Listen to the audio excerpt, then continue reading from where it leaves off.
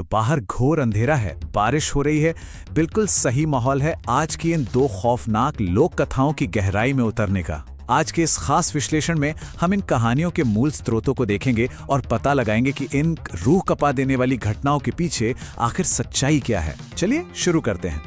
क्या कभी सोचा है कि क्या होता है जब समाज के दबाए हुए राज और अन्याय एक भयानक अलौकिक रूप ले लेते हैं? देखिए, आज की ये कहानियां कोई आम भूत प्रेत की कहानियां नहीं हैं। ये बहुत बारीकी से दिखाती हैं कि कैसे इंसानों की खुद की गलतियां, उनका लालच और समाज की क्रूरता ही असल में असली राक्षसों को जन्म देती है। तो बढ़ते हैं हमारे पहले अंक की तरफ, द हाईवे घोस्ट बस। एक सुनसान बारिश से भीगा हुआ हाईवे जहां दूर दूर तक कोई इंसान नहीं है और बस बिजलियां कड़क रही हैं। हमारी पहली कहानी यहीं से शुरू होती है। ठीक है, चलिए इसमें थोड़ा गहराई से उतरते हैं। ये कहानी है लक्षिता की, जो एक जबरदस्ती तय की गई शादी से भाग रही है। क्यों? क्योंकि उसे दिल्ली जाकर अपना करियर बनाना है, अपनी एक अलग पहचान बनानी है। रात के बज रहे हैं 9 और वो स्टेशन पहुंचती है, पर दिल्ली जाने वाली आखिरी ट्रेन उसके सामने से निकल जाती है।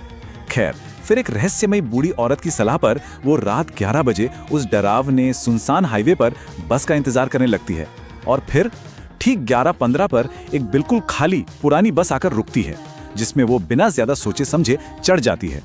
शुरुआत में तो सब कुछ नॉर्मल लगता है, बस एकदम खाली होती है, पर कुछ ही देर में माहौल एक भयानक रूप ले लेता है। अचानक से उस खाली बस में चूड़ियों की खनक और पायलों की छम छम की डरावनी आवाजें गूंजने लगती हैं। जरा सोचिए, उस वक्त क्या गुजरी होगी जब लक्षिता ने सर उठाकर देखा, जो बस अभी तक खाली थी, अब उसकी हर एक सीट पर बेजान खौफनाक दुल्हनें बैठी हुई थीं।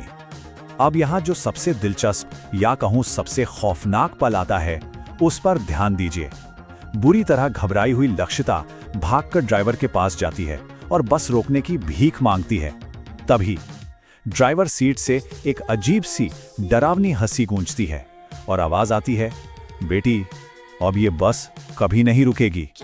वो ड्राइवर कोई इंसान नहीं था, बल्कि हाईवे की वही चुड़ैल थी जो स्टेशन पर उसे उस बूढ़ी औरत के रूप में मिली थी। इस चुड़ैल के बनने के पीछे की कहानी वाकई बहुत मार्मिक है। दरअसल सालों पहले वो खुद भी बिल्कुल लक्षिता की तरह अपनी जबरदस्ती की शादी से भाग निकली थी, लेकिन समाज ने उसे जीने नहीं दिया, उसे पूरी तरह ठुकरा दिया, जिससे तंग आकर उसने उसी हाईवे पर अपनी जान दे दी।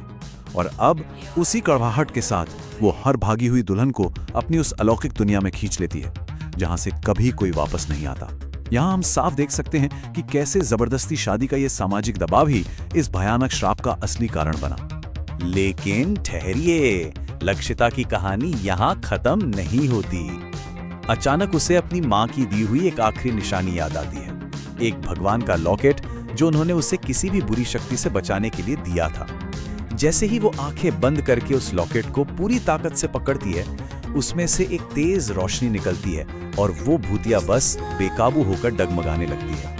बस इसी एक मौके का फायदा उठाकर लक्षिता चलती बस से कूद जाती है और अगली सुबह किसी तरह एक ट्रक ड्राइवर की मदद से सही सलामत दिल्ली पहुंच जाती है। तो हाईवे की इस रूह कंपा देने वाली दास्तान के बाद आइए बढ़ते हैं अंक 2 की तरफ, द कर्स्ड पोस्ट ऑफिस। इस बार हमारी मंजिल है एक घने जंगल के बीच बना एक बेहद सुनसान और डरावना डाकघर। यहाँ एंट्री होती है एक नए डाक बाबू की, जिसका नाम है महेश। उसका असिस्टेंट राजू, वो इतना डरा हुआ है कि उसे अपनी नौकरी गंवाना मंजूर है, पर रात में वहां रुकने को वो बिल्कुल तैयार नहीं। नतीजा, महेश को पहली रात अकेला रहना पड़ता है। रात के ठीक 12 बजते हैं। जंगल के उस गहरे सन्नाटे को चीरते हुए सियारों के रोने की आवाजें आने लगती हैं और फिर एक भूतिया साइकिल की घंटी और किसी के जोर जोर से सांस लेने की आवाज महेश के कमरे की तरफ बढ़ने लगती है। ये सन्नाटा और ये आवाजें सच में रोंगटे खड़े कर देने वाली हैं। अब यहाँ से ये पूरा रहस्य और भी गहरा हो जाता है। ये जो अदृश्य शक्ति थी, इसका काम था रात के अंधेरे में लोगों को खत बांटना। सबसे पहला खत मिलता है विपुल नाम के एक लालची गांव वाले को। उस खत में साफ चेतावनी लिखी होती है कि तुम्हारे गुनाहों की सजा तुम्हें मिलने वाली है, और उसे फंसाने के लिए उसमें 5,000 रुपए का लालच देकर जंगल में बरगद के पेड़ के पास बुलाया जाता है। और ये बहुत ही शानदार तरीके से दर्शाता है कि कैसे ये भूतिया डाकिया एक एक करके पूरी योजना के साथ उन भ्रष्ट लोगों को अपना निशाना बनाता है। देखिए, पहला कदम, विपुल को खत मिलता है, वो लालच में जंगल जाता है और खूंखार कुत्तों का शिकार बन जाता है। दूसरा कदम, वो गांव के उस भ्रष्ट मुखिया की बेटी नूपुर और उसके दामाद बलदेव को उनके सारे राज खोलने की धमकी देकर उसी बरगद के पेड़ के पास बुलाता है और उनका भी काम तमाम कर देता है। और अंत में वो मुखिया के साथ अपना आखिरी और सबसे बड़ा हिसाब बराबर करने की बिसात बिछाता है। तो अब सबसे बड़ा सवाल ये उठता है कि ये भूत आखिर है कौन?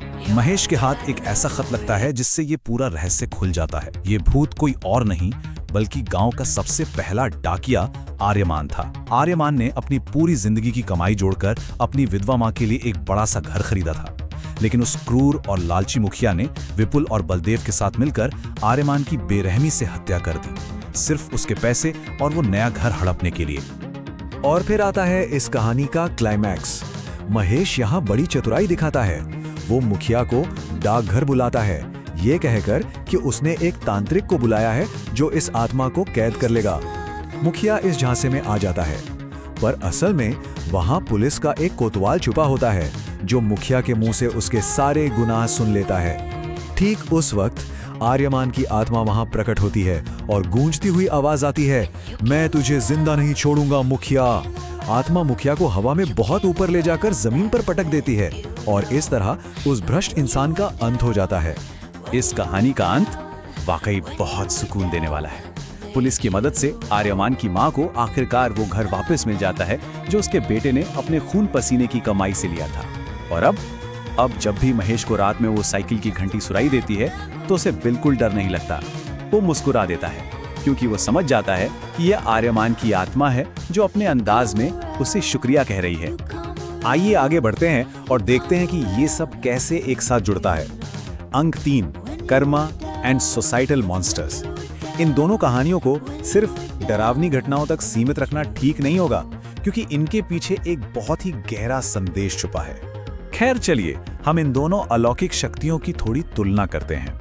एक तरफ है हाईवे की वो चुड़ैल और दूसरी तरफ है आर्यमान का भूत। एक बात तो तय है, दोनों ही समाज के अन्याय और क्रूरता की उपज थे, लेकिन मृत्यु के बाद उनकी आत्मा की ऊर्जा और उनके काम करने का तरीका दोनों बिल्कुल अलग अलग दिशाओं में चले गए। इस टेबल को ध्यान से देखिए, यहाँ मुख्य बात पर गौर करना बहुत जरूरी है। हाईवे की चुड़ैल का निशाना कौन है? मासूम दुल्हनें जो अपना घर छोड़कर भागी हैं। और इसके पीछे उसकी वजह क्या है? एक बहुत ही गहरी कड़वाहट। वो बेसिकली उसी दर्द और सदमे को आगे बढ़ा रही है जो कभी उसके साथ हुआ था। लेकिन वहीं दूसरी तरफ आर्यमान को देखिए, वो सिर्फ उन भ्रष्ट हत्यारों को अपना निशाना बनाता है जिन्होंने उसके साथ गलत किया था। उसकी प्रेरणा सिर्फ और सिर्फ अपनी मां को इंसाफ दिलाना है।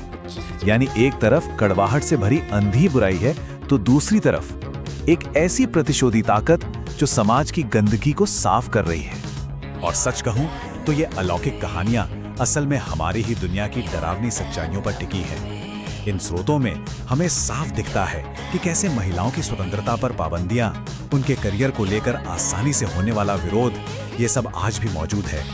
समाज द्वारा ठुकराए जाने के दर्दनाक नतीजे और उसके साथ साथ इंसान के अंदर का बेहिसाब लालच और वर्ग शोषण, ये ऐसे मुद्दे हैं जिन्हें इस कहानी के स्रोतों ने बहुत ही चतुराई से एक कैटलिस्ट की तरह इस्तेमाल किया है अपनी कथा को आगे बढ़ाने के लिए।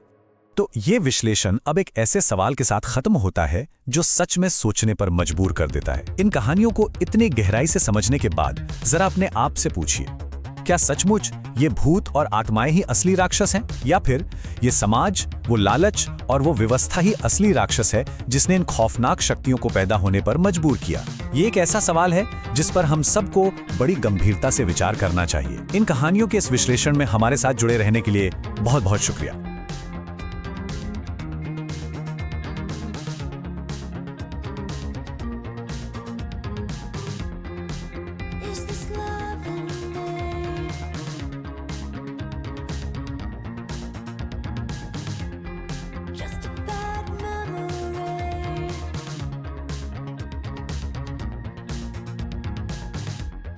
You came around, you came around, you came around.